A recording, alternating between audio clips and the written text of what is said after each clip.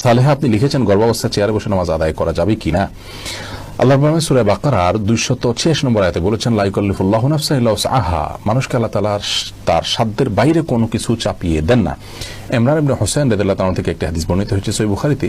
তিনি একবার নবী সাল্লাল্লাহু আলাইহি ওয়াসাল্লামের কাছে বলেছেন, ইয়া রাসূলুল্লাহ, আমি এমন একটা রোগে আক্রান্ত যে রোগটা আপনার আমরা যেটাকে একশিরা বা যেটাকে আপনার পাইলস বা এই জাতীয় অ্যানাল ফিসার জাতীয় রোগ বলতে পারি, এরকম একটা রোগের কথা তিনি বললেন।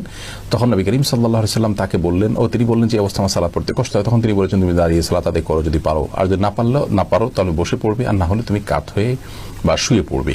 তো এই হাদিস থেকে আমরা স্পষ্ট জানতে পারি অসুস্থতাজনিত কারণে যদি কেউ সালাত যথাযথভাবে সঠিকভাবে দাঁড়িয়ে যথানিয়মে পড়তে না পারেন, তাহলে তিনি যেভাবে পারেন সেভাবে আদায় করবেন। গর্ভাবস্থায় অনেক মেয়েরা খুব বেশি দুর্বল হয়ে পড়েন, শরীর ভার হয়ে পড়ে। এই অবস্থায় রুকু সিজদা উঠা বসা করাটা বিশেষ করে লাস্ট স্টেজে এসে অনেক সময় কঠিন হয়ে যায় এবং শরীরের যে ভারসাম্য আছে ধরে রাখতে পারেন না এবং পড়ে গিয়ে ক্ষতিগ্রস্ত হওয়া এবং গর্ভস্থ সন্তান ক্ষতিগ্রস্ত হওয়ার আশঙ্কা থাকে। এরকম যদি অসুস্থ কোনো মা থাকেন এবং এই পর্যায়ে চলে যায়, তাহলে সেক্ষেত্রে তিনি যদি দাঁড়ানো থেকে চেয়ারে বসতে পারেন, চেয়ার থেকে দাঁড়াতে পারেন, এটুকু পারেন, তাহলে দাঁড়িয়ে সালাত শুরু করবেন। রুকু সিজদার সময় চেয়ারে বসে ইশারা রুকু সিজদা এবং বৈঠক এগুলো সব করবেন।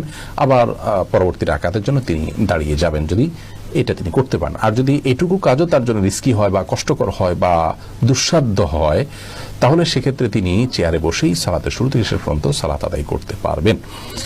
আর যদি এরকম সমস্যা না থাকে, নিছক আরামায়েশের জন্য, নিছক তথাকথিত আপনার ভয় বা রিস্ক, যে রিস্কটা আসলে ওরকম জোরালো কোনো রিস্ক না, এরকম মনে করে তিনি চেয়ারে বসে সালাত আদায় করেন, তাহলে কিন্তু সালাত হবে না।